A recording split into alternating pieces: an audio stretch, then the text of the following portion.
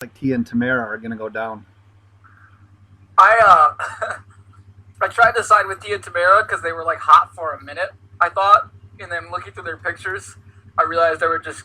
I found one good picture of them, like where they actually looked hot for like a second, but the rest were just like cracked out cokeheads, and I was like, all right, I cannot vote for these girls. That's the thing, though. It's not about the hotness of Tia and Tamara. It's the scariness of the Olsen Yeah, twins at a certain age that just totally throws you off. So, yeah, because like Tia and Tamara are like average and good enough that oh they yeah, can like it looks like an alien came down from the sky and like sucked the fucking like set the body out of those twins like out of I their know. faces because they're like it's just like it's like gripping their bones the skin like for their lives trying not to fall off like freaking like Michael Jackson style. Dude, agreed. Let's get loaded, then we'll talk about it.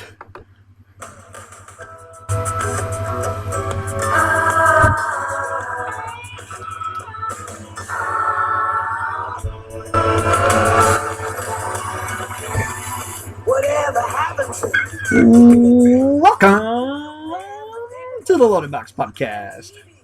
where we never finish first because we finish last. Thank you once again for tuning into the Loaded Box Podcast. I am Ben, that is DJ, and our little intro there was previewing our March Madness bracket because, folks, if you're listening to this on Thursday, it is March already, and damn it, it's bracket season. I love the madness.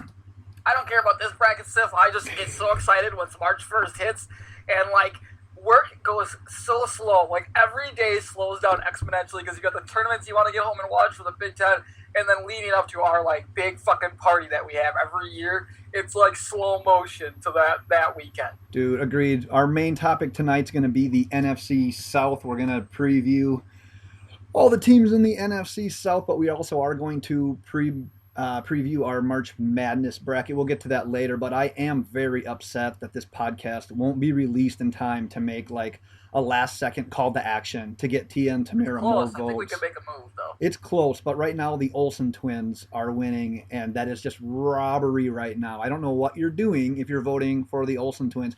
There's something about girls, like if you see them negative in like a negative like one time, and the Olsen twins, their negative point is when they're like all out like coke binged years, and that ruins them for me forever. Yeah, I retweeted to my followers finally, so I'm hoping that we can make one last push there because I can't fathom them making it to the next round because they're just gonna get blown out. I'm upset. I think they'll get blown out, and I don't know. We just need to push Tia and Tamara through. So you'll already know the results by Yeah, the give time some this love is for my done. black sisters, alright? We got to get someone to move on because before that we had Lisa Turtle getting knocked out. But we'll get to that. Let's right now jump into some NFC South talk. This is a stacked division. It was the only division that had 3 playoff teams last year. And Tampa Bay, who didn't make the playoffs, they really don't seem like they're all that far away. Also with this division, and you don't see this often, each team looks pretty set at quarterback once the Saints once they Except for the re-sign Falcons. Breeze, because you hate Matt Ryan. But other than that, I mean, you don't see that from many divisions, like where every team is legit like set at quarterback. So let's jump off. Started up here with the Saints, 11-5 last year. Lost in the NFC divisional round to the Vikings on a fluke play. They're going to end up picking 27th in the first round. I'll quickly get over some of their in-house free agents. Breeze, as we mentioned, but likely that he'll be re-signed.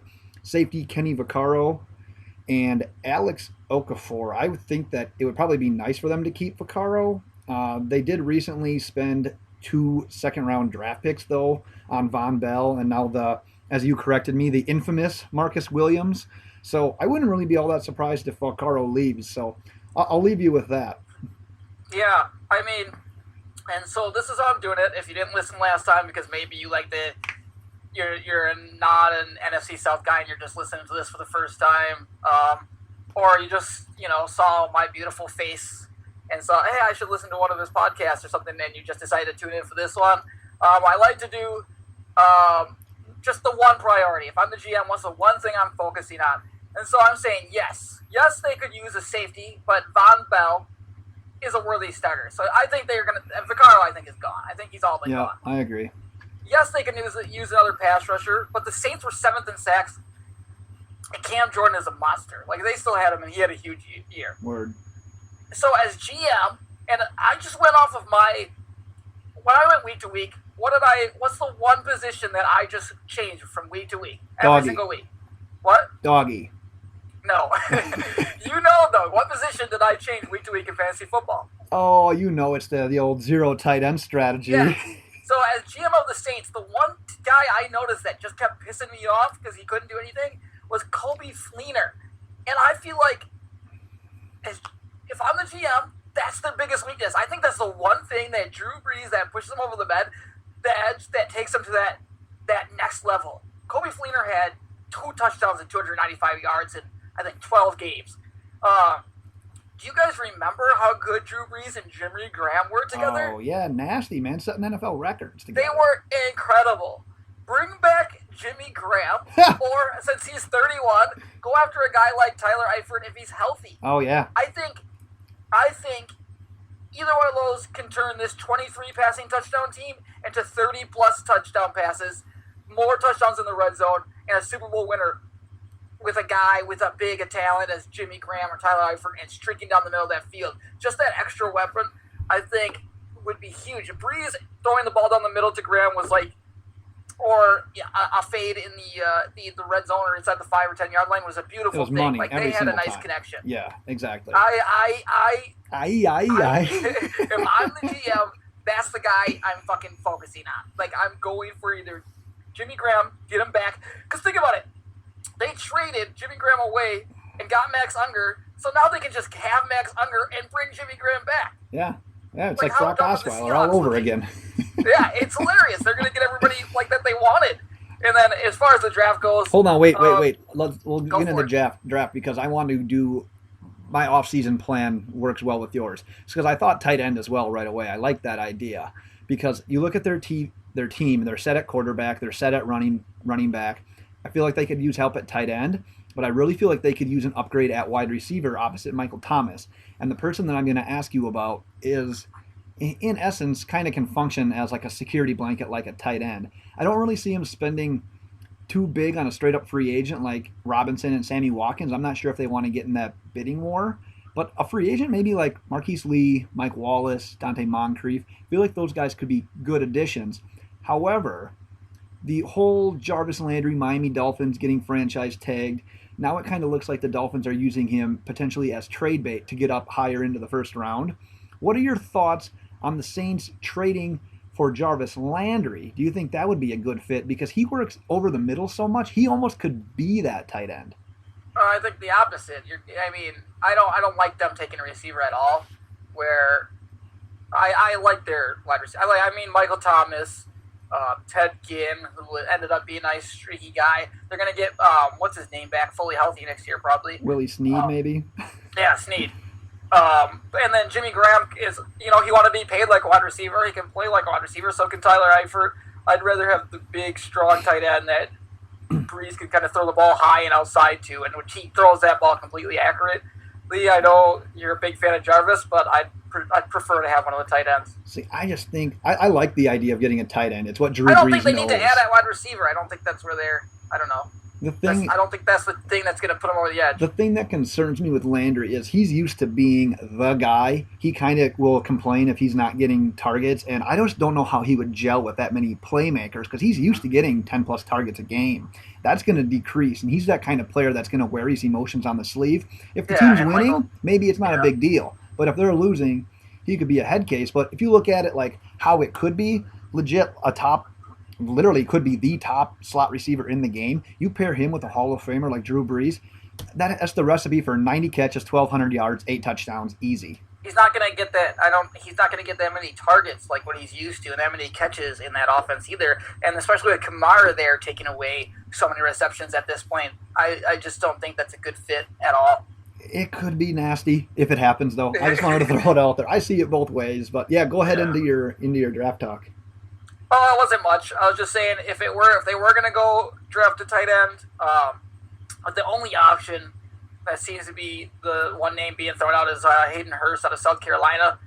But I honestly could see them maybe addressing the tight end position in free agency and maybe picking out an offensive lineman or something like that later in the draft, later in the first round of the draft. Yeah, I talked a lot about receiver for them, but I just don't see them taking a receiver round one. I think they're going to go more defense. There was 3 options that I liked for them right now. If they stay at 27, potentially Arden Key, edge rusher out of LSU, if he were to slide.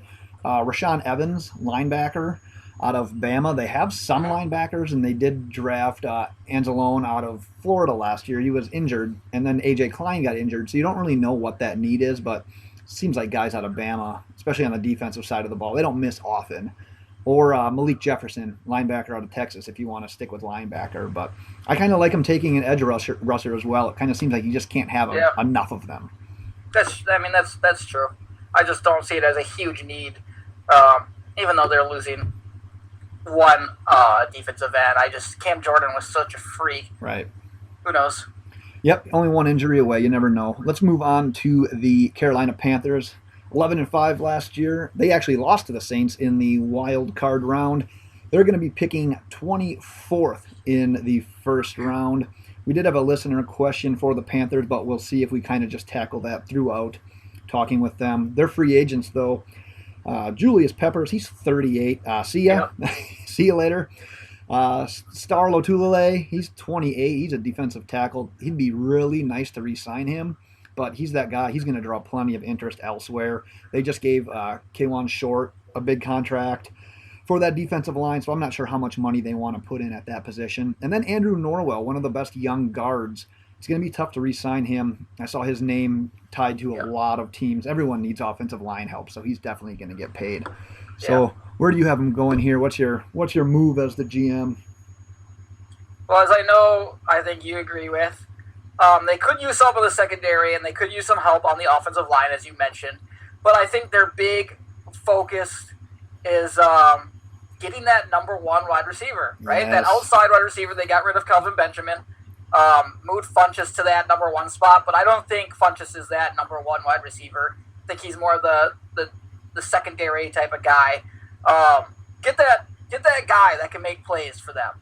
I'm looking, if I'm the Panthers, I'm looking at either Allen Robinson, or again, I'm repeating what I said last week, and I just had an epiphany earlier. I'm watching what happens with Des Bryant. And here's my bold prediction. Des Bryant ends up as a Panther this year. Nice. I would love that. That's I for some reason, and maybe it's the colors are so similar, but in my head, I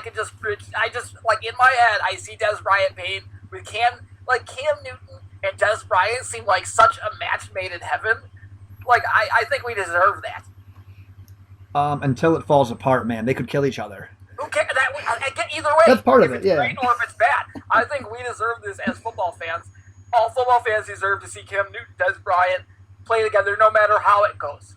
I can't argue that. I kind of like that strategy. I'm with you. Get Newton help on the outside. You've mentioned Funches, and they do have good receiving running backs in McCaffrey and Curtis Samuel. He's kind of yet to be determined. But Samuel. I know you don't like him either, but you give Newton a guy on the outside. We sound like broken records talking about Robinson and Watkins, but they're explosive receivers and they're free agents. So if you want to try to grab somebody who's a little bit more proven, I'd go that way. The problem with the draft class is it doesn't really feature too many receiver prospects that people are really believing as like top-end talent. And I'm with you. I think Funches is a clear number 2. You got Samuel and McCaffrey who can work the slot basically together, whoever's in there. I want Carolina to get Newton an actual receiver who's not just a big body guy. I feel like ever since they lost Steve Smith, they're just trying to pile in with big bodies. Just get the man a true number 1 receiver that can run an entire route tree, can make contested catches, can beat you deep, like a Steve Smith. Steve Smith and Cam Newton were awesome, and that's when Cam Newton was young in the league. Now that Cam Newton's kind of grown, gotten a little bit better, not making quite as many mistakes, give that guy a true number 1, and I think that they could really go to the next level. Yeah, I mean, just get a number 1. I mean, they got Kelvin Benjamin, who was fat and slow. Right. So I think they probably won't make that mistake again. But yeah, they do have other areas they can address. I know their secondary was kind of weak. I know they potentially could be losing some run stoppers, but that I don't think they're going to address the front 7 at all because they were so good anyways that it's either D-backs or that wide receiver position. Right. What do you... or an offensive lineman. Can never have too many. Yeah. Where do you have them going in the draft? What did I say they have? I think number 24. 24. Yeah, I actually believe that Calvin Ridley could slide to them at number 24. I just don't think teams are as high on wide receivers this year. I don't think the wide receiver class is like as high as like even last year. Going into last year with the John Ross and your guy from Corey Davis, Mike Williams, and Michael Williams, who had no back. Right. But Calvin Ridley, I think, just suffers from Jalen Hurts, the Jalen Hurts syndrome, basically, and that might hurt his draft stock a little bit. And I think he could slide to 24, and that would be a blessing in disguise for Carolina. But I really want him to get Dez because I would love to see Cam and Dez. Yeah, I agree. If he slides, it's a no-brainer for me. I love Calvin Ridley. I don't. At some point, I just feel like there's going to be a team that's going to jump up and grab Ridley just because they'll see the talent and they see what you saw, that Jalen Hurts was kind of the reason that Ridley wasn't putting up like Amari Cooper-like numbers for Alabama. Cortland Sutton, SMU, if you go receiver. So, yeah, I'm with you as well. I'd stay put, try to get a receiver there. Maybe trade up if you want to really get Ridley and if you're scared someone's going to take him. But yeah. One question here I wanted to ask you related to the draft for the Panthers. Do you think that there's any chance they go kind of like the route that the Saints went and they take a running back? I mean, because the Saints, obviously, you have the Ingram-Kamara connection. With Jonathan Stewart being released today, you basically have Christian McCaffrey as the only guy you really trust in that backfield. What if they were to take Geis out of LSU or someone like that that can handle a little bit more of the load? Would you like that as a pairing, like the Geis-McCaffrey? Hard disagree on McCaffrey being the only guy they trust. I think Ron Rivera loves Cameron Artis-Payne because whenever Jonathan Stewart was inactive, Cameron Artis-Payne would come in, play very well, and I think he's finally going to get his chance. Cameron Artis-Payne, I think we're going to see a ton of Cameron Artis-Payne, and I think he's going to be a potential sleeper. I like the way he runs. Every time I saw him on the field, I got excited about this guy. And I honestly didn't understand why Jonathan Stewart was just the main cog. But Cameron Artis-Payne is going to be the guy that comes up, replaces Jonathan Stewart. He's going to be better than Jonathan Stewart. I don't think they address the running back position at all. I would be a little bit nervous the fact that they haven't featured him more, like you said, outside of Jonathan Stewart getting hurt. And they saw literally what two stud running backs can do from a team in their division. So I think they might be enticed to take a guy like Geis if he's there.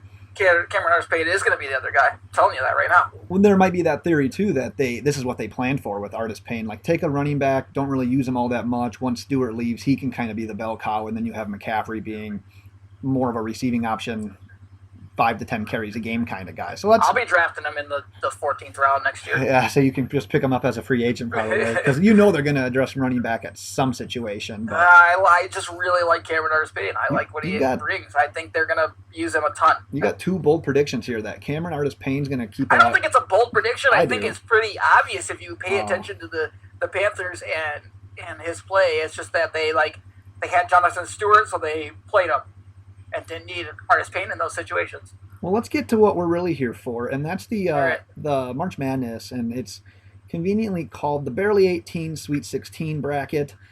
What it basically is, it's our bracket challenge as we head towards March Madness. And a lot of controversy over this stuff. A lot of controversy. But it's girls from 90s sitcom, and it's listener discretion as to which age you'd like to judge each girl. So please don't come at me calling me names, making me feel bad, because that's not how this goes.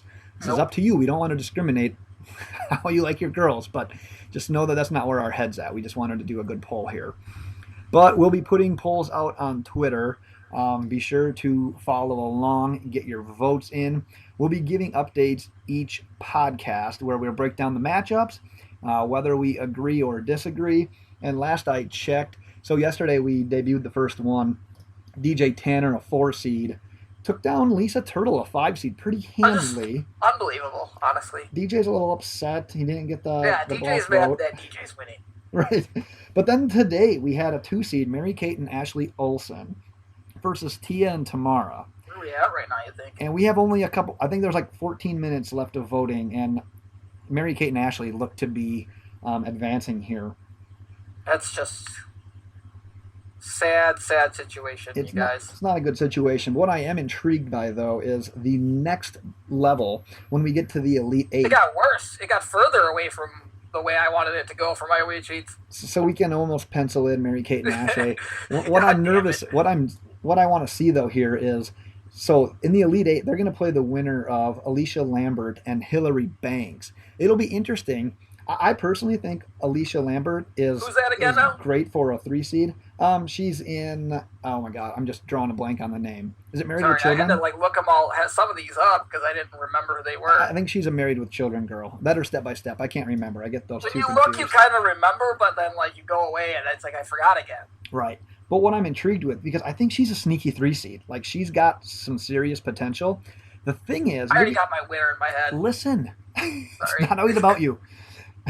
If Lambert wins, you have the choice in the Elite Eight. You have to make the choice. If you're going to go with one solid girl or you have twins, that's going to be the debate. You have a 2-for-1 there.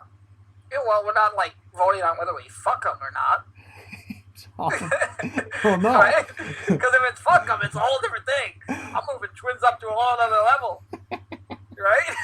I'm just voting on hotness. I don't want to go there, but I'm just saying that's an opportunity. You can get the 2-for-1 there. Who would you rather fuck, these twins or this one girl? I don't know. I don't want you to give away any of your. No, I'm not going to give it away.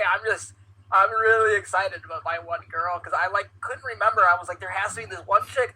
I'm not remembering when I looked through the bracket you made. I was boom, that's my winner. Yep. Because there's something that this play girl did for me at all times that just oh my God, it was just everything. We'll explain it later. Perfect. We'll end this March Madness bracket, barely 18, Sweet 16 bracket preview on this question. Mm-hmm. So a lot of people, when they think of 90s sitcoms and the hot girl, your brain instantly goes to Kelly Kapowski. And yep. I'm here to tell you that there are other options. So I want you to say yes or no.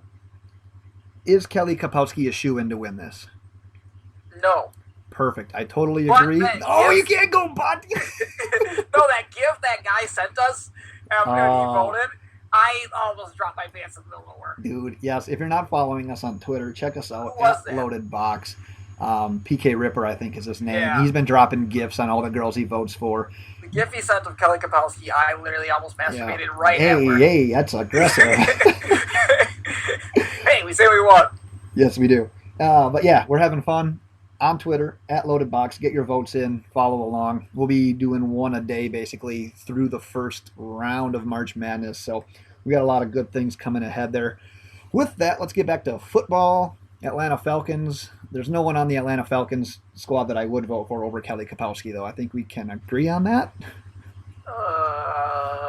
It's probably some cheerleaders or something. Cheerleaders, yes. We'll do that bracket next year. Falcons, though, were that third team that made the playoffs this year, finished 10-6, lost in the divisional round to the Eagles, hold the 26th pick in the first round. Right now, their current free agents, Dontari Poe, that was last year's big signing. I'd assume they'd like to re-sign him, but there's going to be a lot of teams interested. Lions, Titans, Buccaneers, I've all seen linked to him. They have Adrian Claiborne on the edge. He had 9.5 sacks last year, so that looks good, but if you remember, 6 of them came in one game against the Cowboys, against a backup left tackle. So take what you want out of that. Teams are always looking for an edge rusher, though, so I'm sure he'll probably get a decent contract. Matt Bryant, kicker, pay this man whatever the hell he wants. I don't care that he's 42 years old. That guy can have all the money. Give him every dime that he wants. He's money. That doesn't even make sense. What do you mean give him every dime that he wants? He's a kicker. He was on my fantasy team where kickers... He is a dime a dozen. Who gives a fuck? He's a kicker. I'm in a fantasy league where kicker scoring is a little absurd, and he legit... I understand that, he won me he's money, a so... fucking kicker. Pay the man. What do you got here for their offseason, GM? Well, if I'm the GM, my number one focus... Let's go through the thought process, right? Hold on, I've got to burp. All right, mute button there. I'm set on offense, so we really need to focus on that defensive side. I think I'm set on offense. Personally, I fucking hate Matt Ryan, so I'd go quarterback if I was really thinking, but I'm trying to think like their GM here. So we're set on offense, so we need to focus on that defensive side. Falcons were great against the run last year, but potentially and probably losing Claiborne and Poe, as you had just that you just mentioned. Yeah. And I'm as the Falcons, I was trying to go with a big word there, but like it slipped my mind, and then I sounded like an idiot. Yeah, keep it simple. Sucks. So if I'm the Falcons, I want to maintain that good run defense that I had going. I feel like if you just let those guys go and like we're trying to replace them in the draft, that's going to be a huge mistake, and you're going to lose. You're going to lose that edge you had against the run. But I want to retain that defense in free agency. So I'm focusing on grabbing a defensive lineman, a D tackle, something like that. Yeah. My number one focus, if I'm the Falcons, is grabbing Sheldon Richardson if I have the chance. If Seattle doesn't, I'm assuming that he's a free agent, and I'm assuming that Claiborne and Poe are gone. If they have the chance to get Sheldon Richardson, I'm going after them hard, because not only does he have the ability to stop the run, but he also has the ability to get to the passer. And he's just a great defensive lineman. He kind of filled both the loss of Claiborne and Poe. Yeah. And I still think he's like better than Claiborne. Oh, for sure. Yeah, so I think Sheldon Richardson is the one guy I'd have my eye on because he fills both the role of both those guys. It's kind of like a two guys into one. Right. I see what you're saying. I can't say much more than what you said. I would echo all of that, especially if Poe and Claiborne leave. I mean, that's a great thing. Focus on either the draft or free agency. Get that defensive line. Otherwise, I mean, if they end up re-signing one of those guys, if they get one of. So I'm going to cut real quick here because DJ does this thing where midway through the podcast, he only grabs one beer out of his refrigerator.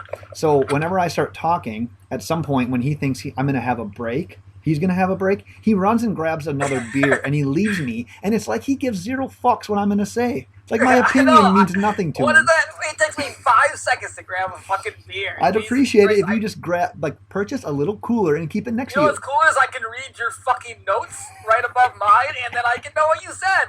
That's really cool how that works. Straight up disrespect. I love prep. So you legit missed nothing because all I did was want to talk about that. You're leaving me. You were waiting for that moment. You're just an asshole. You planned on it. Like you were just sitting on that. I'm just gonna wait for him to run and grab a beer. Yeah, and I was literally back 5 seconds later. That was the quickest one you've ever had. I will give you that. I sprinted and sprinted back. That was good hustle. It is Combine Week. That was a great. How many yard dash to your fridge? Like there you go. Yeah. I was just gonna say if they don't take D-line, take secondary.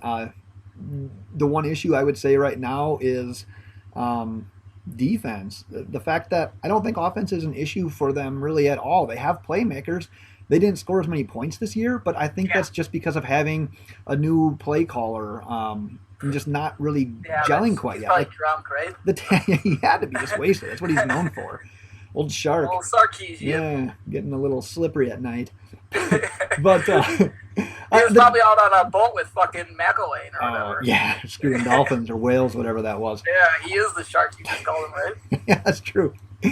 But yeah, the talent's there. I just think it's an execution thing. So go defense. Where do you have them going here in the draft?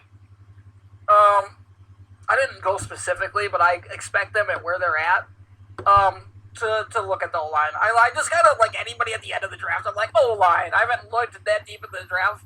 So right now, if you're 20 and later, you're going to take an offensive lineman. Every team 20 and after is going to draft an offensive lineman, in my opinion, until I actually study it. The awesome 12 linemen go. Yeah, it's going to be amazing. Well, that's what we said on the last podcast, that a lot of the teams that are drafting that low are great at quarterback already. So you just bolster him, protect him with another lineman. So I like offensive line at 26. The other thing, sorry. That's fine. That popped in my head while you were talking and I was listening, but they are also kind of weak at and maybe they like Austin Hooper, but they're also weak at the tight end position, similar to what I mentioned with the Saints. So there's somebody who could look to fill that, maybe not in the first round, but somewhere throughout the draft. Sorry, I'm burping all over the place that here. Was a long bad. One. Yeah, I was very underwhelmed by the usage of Hooper this last year. I picked him late in a couple of drafts, thinking that he would be kind of a sleeper tight end that not quite going to your extent with the zero tight end strategy, but just picking a guy later. I used him a couple times and it worked out. That's the thing. I mean, like I thought he would be there, but he just wasn't there consistently on a week-to-week basis. So maybe that'll change. Tight ends every week. There you go. I like that strategy. If you don't get one of the top guys. But yeah, if they end up going defense at 26, I jotted down a couple of guys they might target. Josh Jackson, cornerback out of Iowa. Maurice Hurst, defensive tackle out of Michigan. Vita Vea, defensive tackle out of Washington. If he slides, I think he'll go a little earlier. That was one guy I thought of as well. Yeah, Ronnie Harrison, safety out of Bama. Like I said, you're getting a great prospect already. And Denzel Ward, cornerback out of Ohio State. Those would be the guys that they might be looking to target if you are a fan of the Falcons. So with that, let's move on to the Buccaneers. The one team that didn't make the playoffs, finished 5-11. The one team. Seventh pick in the first round, picking kind of high here. Their current free agents, Doug Martin, they already said they weren't going to be re-signing him. Brent Grimes, he's 34, a little old for a cornerback, but the thing, still all right though. Yeah, still good. The problem is it's a really deep free agent class for cornerbacks, so I would probably only give it like a 50-50 chance of him re-signing. And then defensive tackle Chris Baker, he's 30. He'd be worth a re-sign in my opinion. I don't really have a beat on this one though, so I'm not going to go too far into that. So, he was cool in Hard Knocks. That's right. I totally forgot about him in Hard Knocks. Everybody loved him in Hard Knocks, right? Yep. So re-sign him. There you go. So just bring him back because he was awesome. Hilarious in Hard Knocks. That's our hot take. So you as GM of the Buccaneers, what are you doing here? Well, let's look at where they were defensively. Like, first, let's go over their offense, right? They've got Jameis Winston, 2 outside wide receivers in Evans and Deshaun Jackson. Pretty set there. They've got 2 great tight ends. I don't know if Jackson might be a free agent. I don't think he was. I don't think he was. Even if he's not, I mean, he might be a cap guy. But they just drafted Godwin as well. So yeah, they like him. Be unrestricted, but I don't think he was under the restricted list. Maybe I'm wrong. Oh, that's fine. Anyway. But Cameron Braid, O.J. Howard set at tight end. Obviously, they got rid of Doug Martin, so I'll get to that in a second. But I think offense is pretty decent. I think if I'm going aggressively right away, if I'm the GM and I want to improve something that seems to be the most important thing, it's something similar to what the Packers went through last year, even this year, the Patriots. Second worst defense against the pass, okay? Against the pass. Not only that, but to add on to that, they were last in sacks. Last in sacks for, like, total sacks throughout the year. This needs to be addressed. What's up? No, keep going. You're on a roll. This is something that needs to be addressed, but what do you address? The secondary, or do you address the pass rush? Because obviously a pass rush can help affect that secondary. Right. And I think the second most position in the league, the important position in the league is a pass rusher. So if I'm them, I'm looking for a free agent pass rusher. And the one guy I have my eye on, who we haven't talked about, I'm hoping Green Bay, actually, now that I think about it, that we haven't talked about is the Dallas Cowboys' DeMarcus Lawrence. Oh, he's going to stay there. Jerry Jones already said he's not moving. No, 14.5 sacks. They are going to back the Briggs truck up to his house and just dump it. Then they don't have him, but that was the option. I didn't hear Jerry Jones say that. I'm just so caught up in his $2 million litigation deal going on with Goodell. Right. But so just really, either way, they need to address the defensive end position. Obviously, Ziggy Ansah got franchise tagged, so there's not a ton of options out there. Right.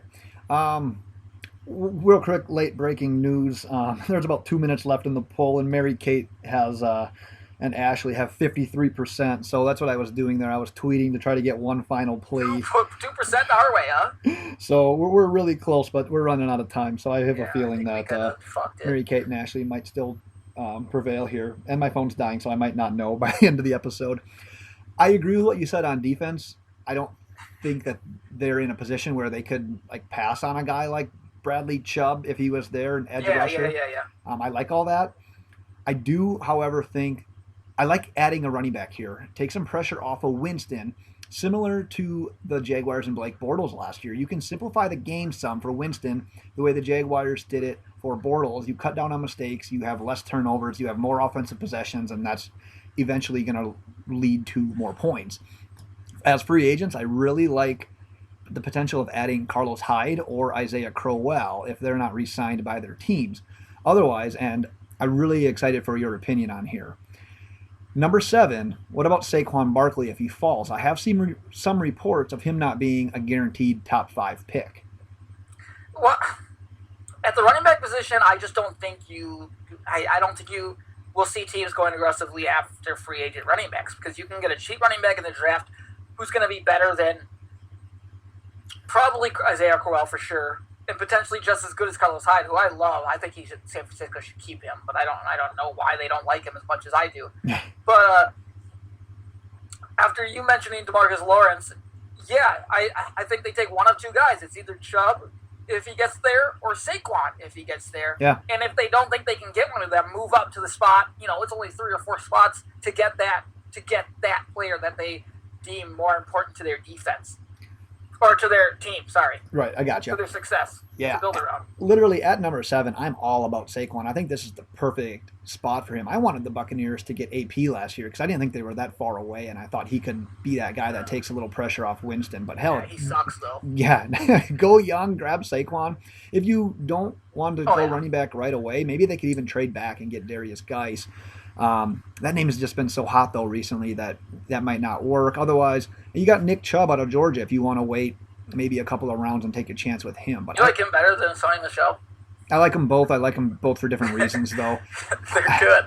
I don't know. I like Sony a little bit better. Yeah, I don't know. I wouldn't be mad about either of them, to be honest with you. If they go defensive line, I said Bradley Chubb, NC State. If he were to fall there, I think it'd be a no-brainer. Yeah. But that division is legit stacked, and I do like the talent that team has. But literally, just go best player available. Don't reach for a certain position. There's so much. But if they have the option of Chubb and Saquon, what do you do? Oh my God, I have to go Chubb, to be honest with you. I don't know. I'd masturbate on that one. I don't know what that means. That's how I think. Because you can't go wrong with either. I mean, I only have like 5 seconds of thinking, but that's what I do my best thinking is in those 5 seconds. Because when that pressure's on, that's when my brain works the best. There you go.